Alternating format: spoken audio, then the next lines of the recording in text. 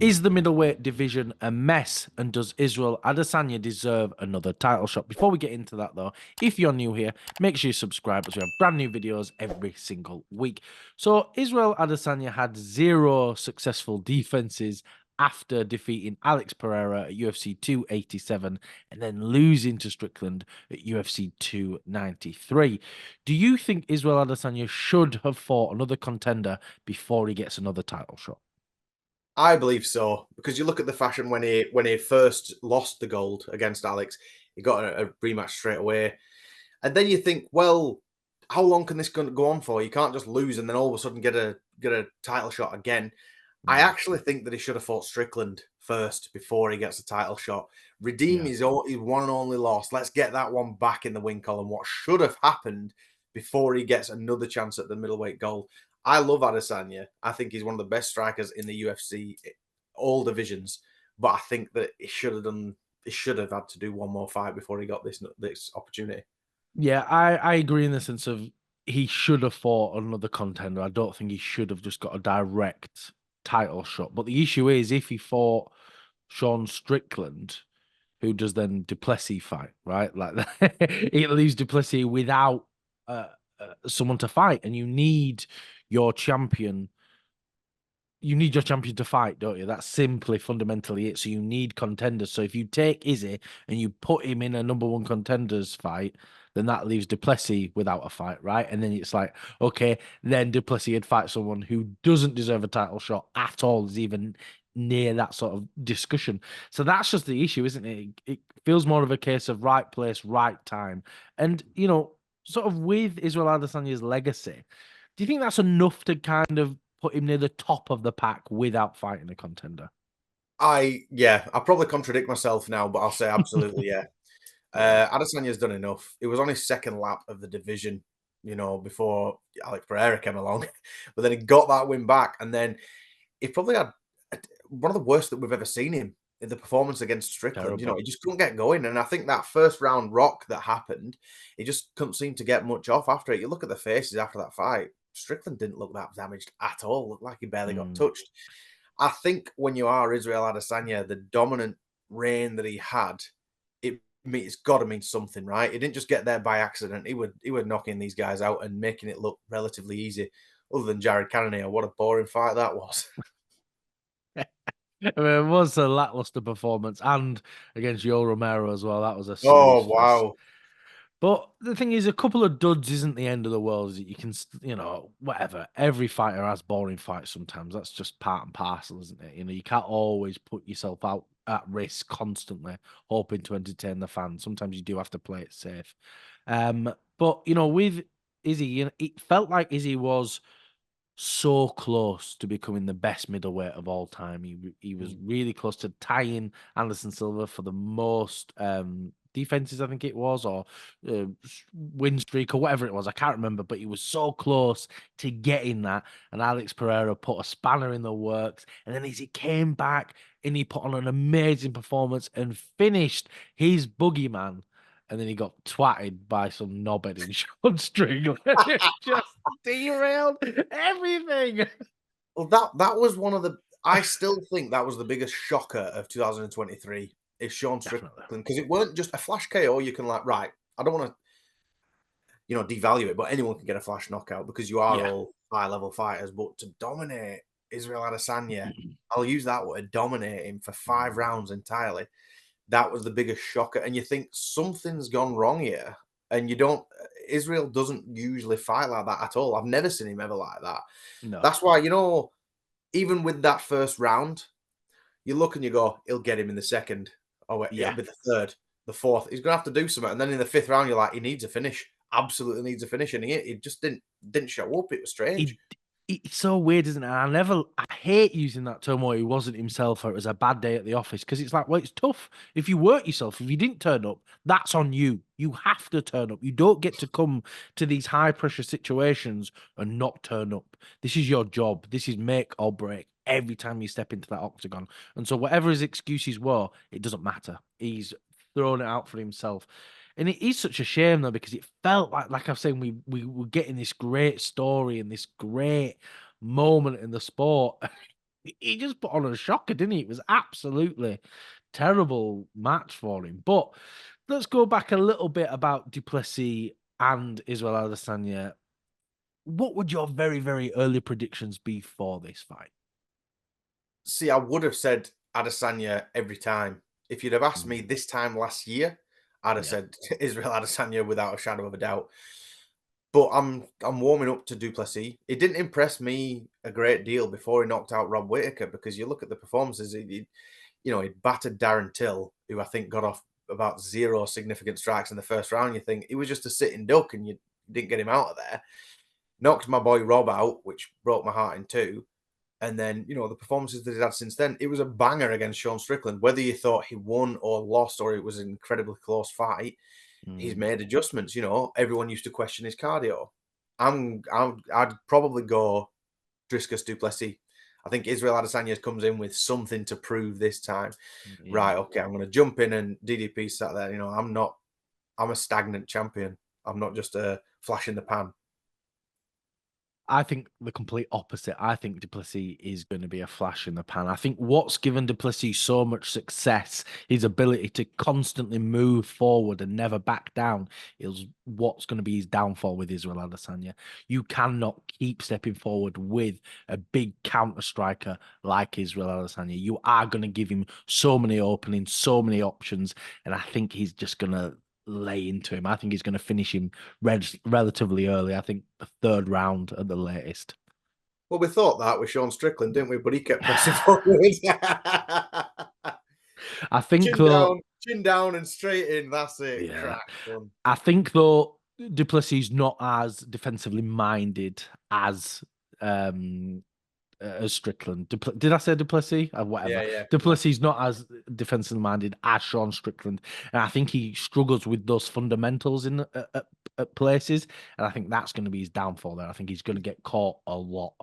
It does. It does get hit a lot, and it seems very one-dimensional as a Mm, fighter. But I think sometimes, how many times have you heard the commentators say, even ex-fighters, DC says it a lot of the time. He says the basics are there for a reason. They work. yeah, You keep at that jab. You look at Sean Strickland's performance 100%. against Adesanya. It's it's his stance, it's his ability just to jab his head off. To be honest with you, and he landed obviously that big right hand, lands heavy shots, and it's just that keeping him at bay.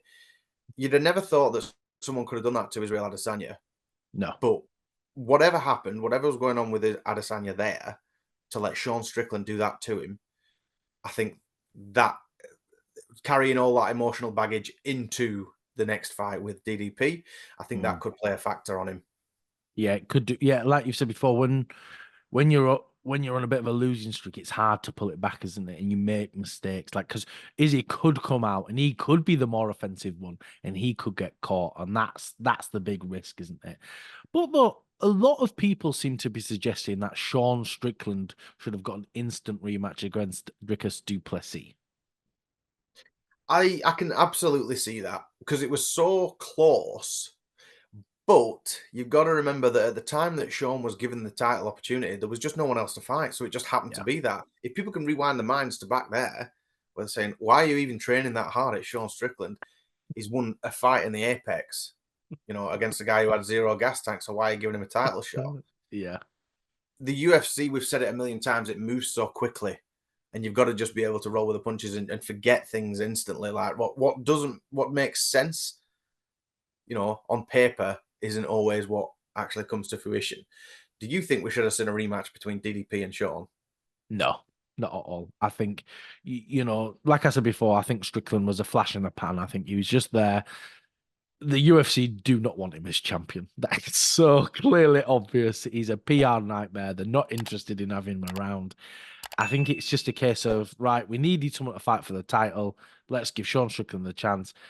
And then he had 0 successful defenses. You don't get an instant rematch off no defenses. That's not the way it works. And unless you've got some kind of legacy behind you, like the way that Israel Adesanya does, at least he's beaten all the other contenders already. So that gives him some credentials there. Whereas I just think Strickland, no, he doesn't deserve that instant rematch. I think he does need to go down and fight someone else and come back up. But if Sean is looking for a title anyway. He's still got to wait because he has got to get through Paulo Costa. How do you think that sort of fight plays out? This is one of those on paper, in my mind, whatever. I can't actually imagine an outcome of this. I don't know. I'm just excited to see this because you think the two contradicting styles against each other, you think what's going to come out on top? Yeah, You can't really say it depends which Costa shows up because no, other than the Israel fight, he is a powerhouse, and if he can clip Sean, then absolutely you can get it done. But if yeah. Sean can keep him at bay and just jab his head off, just sat there. So it's this is one of those that I'm tuning in. If I have to say, I'm probably going to go with Sean because I think just for cardio alone, I think that's what's going to play a big factor.